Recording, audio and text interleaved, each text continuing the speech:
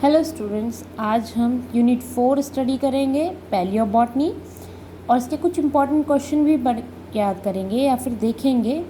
और सबसे पहले आपका पैलियोबॉटनी मैं आपको बता दूं बायोलॉजी की शाखा है या फिर आप कह सकते हैं वनस्पति विज्ञान की एक ब्रांच है। तो आइए जानते हैं। सबसे पहले सिर्फ एक सिंपल सा क्वेश्चन यही स्टडी करते हैं कि आपका पैलियोबॉटनी क्या है। तो सिंपली एक छोटी सी डेफिनेशन इसकी, जिसके अंदर हम जीवाश्म पौधों का अध्ययन करते हैं, यानी ऐसे प्लांट्स के बारे में स्टडी करते हैं जो हमारे फॉसिल्स की कैटेगरी में आते हैं। और इसके जो संस्थापक थे वो हैं हमारे एडोल्फ थियोडर ब्रॉगॉट्स। ठीक है। और आपका अब आइए इससे आगे के बारे में हम स्टडी करते हैं। पौधों के फॉसिल होते हैं, उनका अध्ययन हमारा पैलियोबॉटनी कहलाता है। अब एग्जाम्पल हम इसका समझें, अगर जैसे पौधे या पत्ती जब टूट जाती हैं या ज़मीन पर गिर जाती हैं तो क्या होता है, धीरे धीरे year by year, day by day, month by month उन पर एक लेयर मतलब मिट्टी की लेयर जमती रहती है। ठीक है। और जब वो मिट्टी की लेयर धीरे धीरे धीरे उस पर जमती रहती है तो कुछ टाइम बाद ऐसा होता है कि वो एक हार्ड लेयर के रूप में क्या होती है, उस पर बिल्कुल कोटेड हो जाती हैं। तो इसे क्या कहते हैं, कुछ सालों बाद जैसे आपका उसे आप देखते हैं तो वो किस चीज़ में कन्वर्ट हो जाता है, हमारा फॉसिल में कन्वर्ट हो जाता है। और जो रिसर्च हम इन पत्ती पर करेंगे वो जो हमारा पैलियोबॉटनी है के अंदर आते हैं। और किस किस पे कर सकते हैं, अब हमें क्या पता किस किस पे कर सकते हैं। तो सिंपली जो हम शैवाल पढ़ते हैं, एल्गी, फंजाई, जो ब्रायोफाइट, टाइडोफाइट, एंजियोस्पर्म, वो किसी के भी रिगार्डिंग हो सकता है। ठीक है।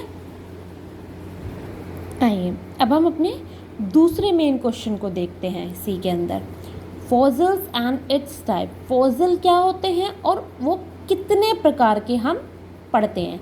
सबसे पहले हम देखेंगे पैलियोंटोलॉजी, यानी कि स्टडी हम फॉसिल्स पढ़ने से पहले हमें ये पता करना होगा कि हमारी पैलियोंटोलॉजी क्या है। अगर हम किसी प्लांट या एनिमल को ज्योग्राफिकल पार्ट के बारे में स्टडी करते हैं तो वो क्या कहलाता है, हमारा पैलियोंटोलॉजी। और जब हम यह स्टडी करते हैं और हमें कुछ प्लांट्स या एनिमल के अवशेष मिलते हैं जो काफ़ी पुराने हैं या होते हैं तो यह फॉसिल्स कहलाते हैं। जो हमारा फॉसिल वर्ड है वो ग्रीक के फॉसिलस से लिया हुआ है, जिसका अर्थ है खुदाई के लिए या फिर खुदाई। अब इसके बाद हम आगे का देखते हैं फॉसिल्स हमारे मेनली 2 टाइप्स के होते हैं। कौन कौन से, सबसे पहले है माइक्रो फॉसिल और मेगा फॉसिल। माइक्रो हम नाम से ही जानते हैं जो छोटे होते हैं, और मेगा जो होते हैं यानी कि जो बड़े होते हैं। अब देखिए छोटे कितने छोटे भी हो सकते हैं, जैसे हमारे पॉलन ग्रेन्स का साइज़ होता है, इस तरीके के भी हमारे माइक्रो फॉसिल्स होते हैं। और इसमें जो हमारे मेगा फॉसिल्स होते हैं वो 1 सेंटीमीटर से ऊपर का चाहे कितना भी हो वो आपका मेगा फॉसिल्स में आएगा। अब आपका कोई भी फॉसिल है बनता कैसे है, अब एक रीज़न आता है कि बनता कैसे है। अब मान लीजिए एक लीफ का आपको फॉसिल्स आपने देखे हैं और आप ये इस चीज़ की स्टडी करना चाहते हैं कि ये फॉसिल बना कैसे है, तो आपको पता है कि फॉसिल्स हमारे ऐसी जगहों पर बनते हैं जहाँ पर हज़ारों साल पहले कोई बाढ़ आई हो, कोई भूकंप आया या कोई और रीज़न रहा हो जिससे कि वहाँ के कुछ चीज़ें टूट कर गिर गई हैं या फिर कहीं पर लेयर उनके ऊपर होनी शुरू हो गई है, इस तरह के। अब आइए हम जानते हैं इसके टाइप्स कितने टाइप के होते हैं। मेनली ये 3 टाइप के होते हैं। सबसे पहला टाइप इम्प्रेशन। इम्प्रेशन से मतलब है कोई लीफ गिरी, उसके ऊपर डे बाय डे कोटिंग हो रही है सॉइल की, वाटर से उस पर इफ़ेक्ट आ रहा है, तो क्या होता है, यानी कि वो अपना जब उसका फॉसिलाइजेशन देखेंगे तो उसकी हमें स्ट्रक्चर क्लियर दिखती है, बट इसके अलावा उसके जो बाकी की मतलब उसके जो बाकी कैरेक्टर्स हैं वो हमें शो नहीं होते हैं। अब इसके बाद हम देखते हैं, इससे अगला जो हमारा सेकंड है वो है कंप्रेशन। जब कोई भी बल्क मटेरियल या फिर सेंटीमेंट्री रॉक्स के कांटेक्ट में आकर कंप्रेस हो जाता है, तो या फिर मतलब एक तरीके से उनके बीच में आकर कंप्रेस होता है और फॉसिल फॉर्म होती है, तो इसकी सारी डिटेल्स नहीं पाई जाती पर कुछ पाई जाती हैं। और ये वाला क्या है कंप्रेशन, ये लो टेम्परेचर पे या फिर लो हीट में ही फॉर्म होता है, तो इसीलिए इसे क्या हम कंप्रेशन फॉर्म कहते हैं। तीसरी है हमारी पेट्रिफिकेशन, जिसमें हमारी इंटरनल और एक्सटर्नल दोनों स्टडी किया जा सकता है, दोनों स्ट्रक्चर स्टडी की जा सकती हैं। इसमें स्ट्रक्चर का पूरा डिटेल में फॉर्म होता है या फिर पूरी फॉर्म उसमें मिलती है, एक्यूरेट उसकी स्ट्रक्चर, एक्यूरेट उसकी जो भी पार्टीशन है वो सब चीज़ दिखते हैं। और फॉसिलाइजेशन का ये मेन या फिर बेस्ट टाइप माना जाता है। फॉसिलाइजेशन और भी तरीके की होती हैं, बट लेकिन मेनली हम जो स्टडी करते हैं या फिर जो हमें मेनली स्टडी करनी चाहिए वो ये 3 तरह की स्टडी होती है। आइए अब आगे हम एक चीज़ और पढ़ते हैं कि लिविंग, अभी तक हम फॉसिल्स पढ़ते हुए आए हैं, फॉसिल पढ़ लिया है हमने, अब हम पढ़ेंगे लिविंग फॉसिल्स। डिफरेंस क्या है दोनों के बीच में, तो ये मैंने दोनों लैंग्वेज में आपको एक्सप्लेन किया हुआ है, हिंदी में भी और इंग्लिश में भी।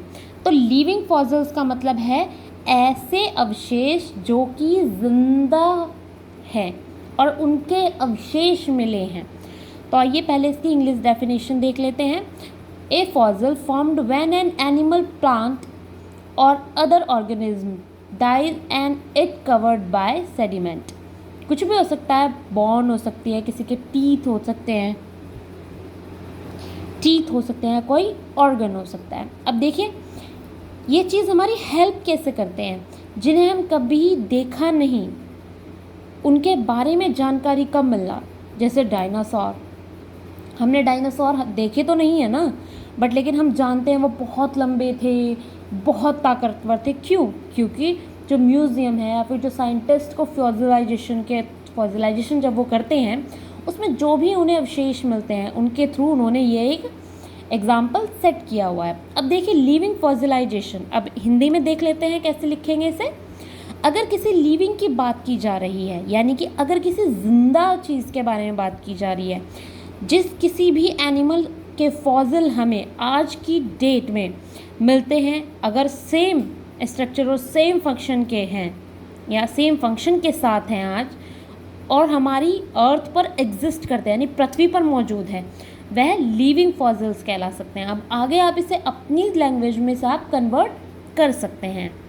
आइए अब इसकी एक और हम इंग्लिश डेफिनेशन देखते हैं। एन ऑर्गेनिज्म, वो कुछ भी हो सकता है, क्रैब हो सकता है, प्लांट जिंको ट्री हो सकता है, that has remained essentially unchanged from earlier geographical time and whose close relatives are usually existence।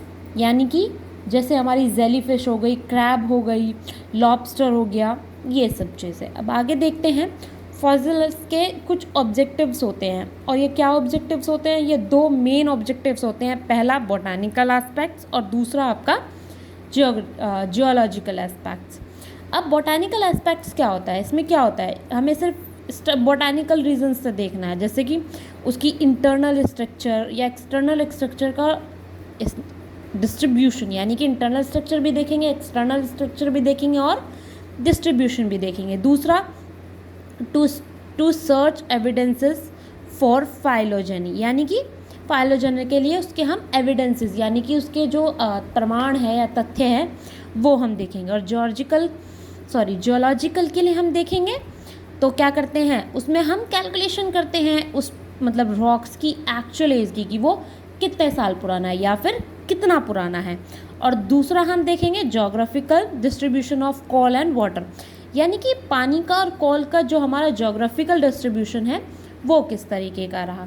अब हम लास्ट में एक सिंपल सी चीज़ देखेंगे कि नॉमेनक्लेचर ऑफ फॉसिल्स। अब जब हमने ये पढ़ लिया कि हमारा फॉसिल्स क्या है, लिविंग फॉसिल्स क्या है, उनके ऑब्जेक्टिव्स क्या हैं, तो अब हम इसके एक सिंपल सा टॉपिक और देख लेंगे ना, नॉमेनक्लेचर क्या है।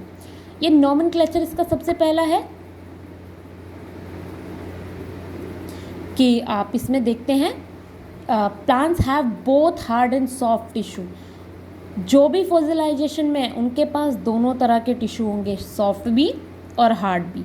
आगे देखते हैं, soft tissue are destroyed while hard tissue have better chances of preservation and hence fossilization. यानी कि आप इसमें देखते हैं भाई, मैंने जब बात कर ली है हार्ड टिश्यू भी है सॉफ्ट टिश्यू भी है, तो एक सिंपल सी थ्योरी समझ में आ जाती है कि जो हार्ड टिश्यू है वो तो भाई डिस्ट्रॉय भी हो सकता है ना, बहुत ज़्यादा उसमें आपको ये क्लैरिफिकेशन नहीं है कि ये प्रॉपर अपनी इंटरनल और एक्सटर्नल स्ट्रक्चर देगा। तो ये चीज़ हम कहाँ देखते हैं, फॉसिलाइजेशन के अंदर।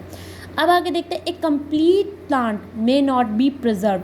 एक पूरा का पूरा प्लांट प्रिजर्व नहीं किया जा सकता। मैं आपसे कह दूं कि आप एक पेड़ को ले जाइए और पूरे को प्रिजर्व कीजिए, ये पॉसिबल नहीं है। इससे हम ऐसे कह सकते हैं कि किसी प्लांट की रूट हमें प्रिजर्व मिली है, स्टेम प्रिजर्व मिली है, किसी की लीफ प्रिजर्व मिली है, इस तरीके से। अब आइए हम एक सिंपल सा क्वेश्चन हमसे कोई भी पूछ लिया जाता है जब हम पैलियोबॉटनी की बात कर रहे हैं कि उसके फादर के आप बारे में हमें बताइए, जो इंडियन फादर है। तो हम क्वेश्चन क्या होता है, the father of Indian palaeobotany. तो कौन कौन से हैं इसके इंडियन जो फादर हैं, वो है प्रोफेसर बीरबल साहनी, जिनका डेथ और बर्थ है 1991 से और डेथ है 1949 में। चलिए इसका लास्ट पार्ट भी देख लेते हैं कि फॉसिलाइजेशन ही क्या है। जब हम फॉसिल पढ़ते हुए आ रहे हैं, living fossil, non living fossil, तो और उसमें हम एक वर्ड बहुत बार सुन चुके हैं, फॉसिलाइजेशन। तो अब देखिए फॉसिलाइजेशन होता क्या है।